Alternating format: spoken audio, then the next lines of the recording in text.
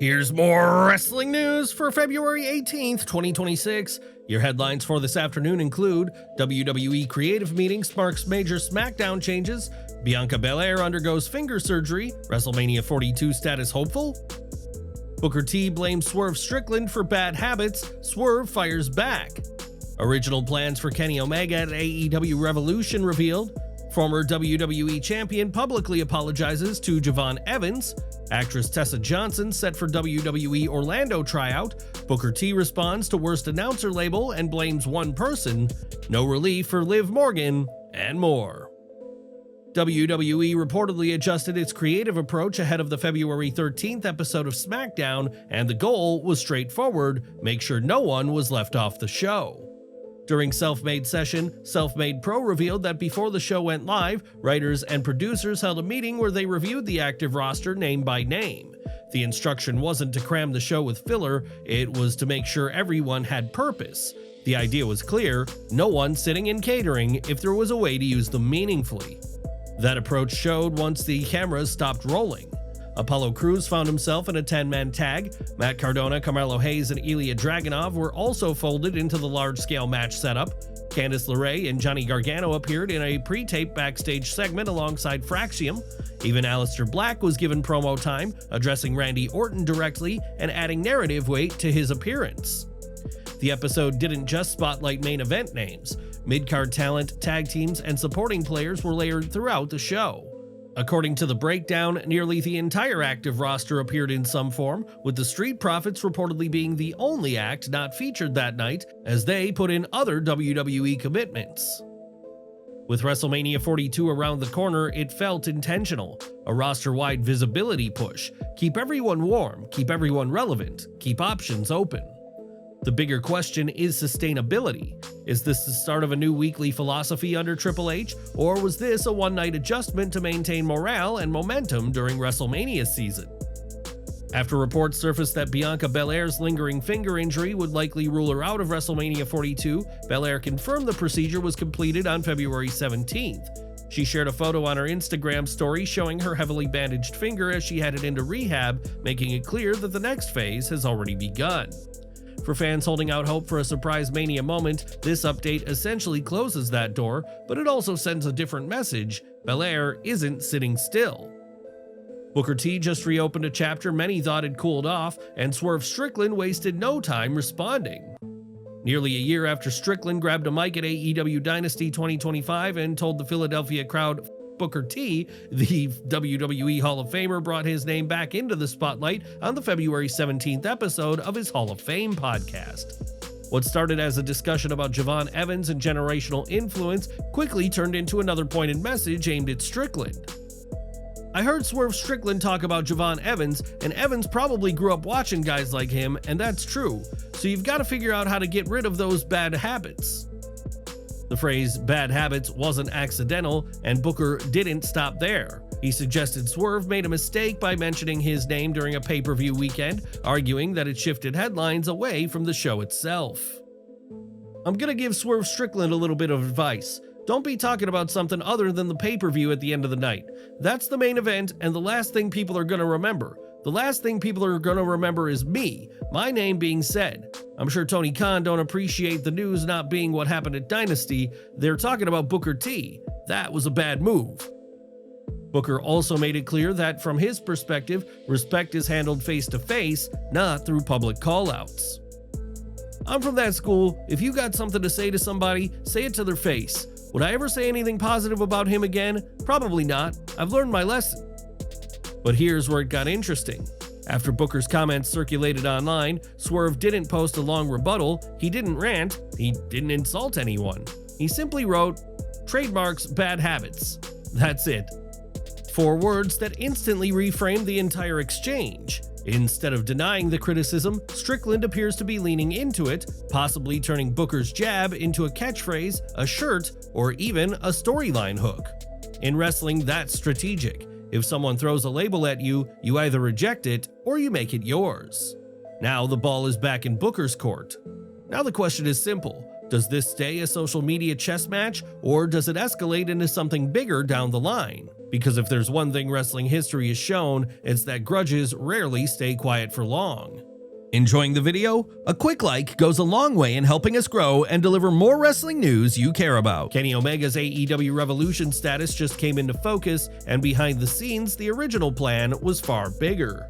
During a recent self-made session, it was revealed that AEW initially intended to run Kenny Omega vs. Swerve Strickland at Revolution. That would have been a marquee-level pay-per-view match, but those plans were ultimately scrapped due to Omega's prior commitments in Japan. Instead, the bout has been moved to the February 18th episode of AEW Dynamite. Omega is currently booked for the Capcom Cup 12 in Tokyo, a major Street Fighter VI tournament, with meet and greets and the tournament finals scheduled for the same weekend as Revolution on March 15th. With those obligations locked in, the travel logistics made it extremely difficult for AEW to confidently position him on the pay-per-view card. That context explains why Omega's Revolution role had felt unclear in recent weeks. Rather than risk a last-minute shuffle or a compromised build, AEW opted to pivot early and shift the match to television. While some fans expected Omega vs. Swerve to headline or anchor Revolution, the upside is obvious. The match is still happening, and it's happening on free TV. Kevin Nash is responding after facing heavy criticism over remarks he made about NXT standout Javon Evans. The WWE Hall of Famer drew backlash earlier this week when a clip from his podcast circulated online. In it, Nash described Evans as being a little bit too Mr. Bojangles and said he wished the young star had a little bit more urban edge. Many fans felt the phrasing carried racial undertones, especially with the clip gaining traction during Black History Month. On February 17th, Nash addressed the controversy publicly on Twitter. How often have you heard the term Uncle Tom? Most likely, it was used in a degrading way. If you've actually read the literature, Uncle Tom was whipped to death for helping free 2 female slaves. Then he directly acknowledged the phrase that sparked so much of the backlash. I apologize for the use of the term Mr. Bojangles. Nash clarified that his criticism wasn't aimed at Evans personally, but rather at what he sees as the creative direction surrounding the rising star. I just see talent being pushed in a direction that I disagree with. He should be the male version of Sol Ruca, more contemporary than urban.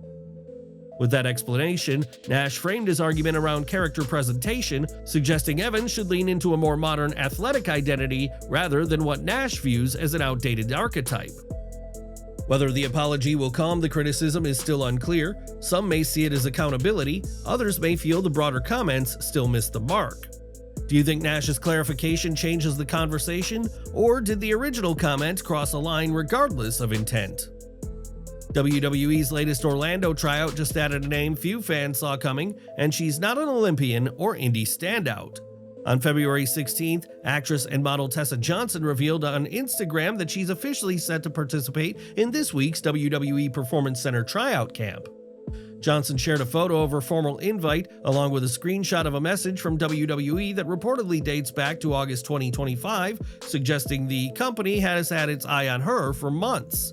She'll be joining a diverse cast that already includes Olympic athlete Anna Da Silva and rising independent wrestling prospect Nikki Blackheart. The mix is telling.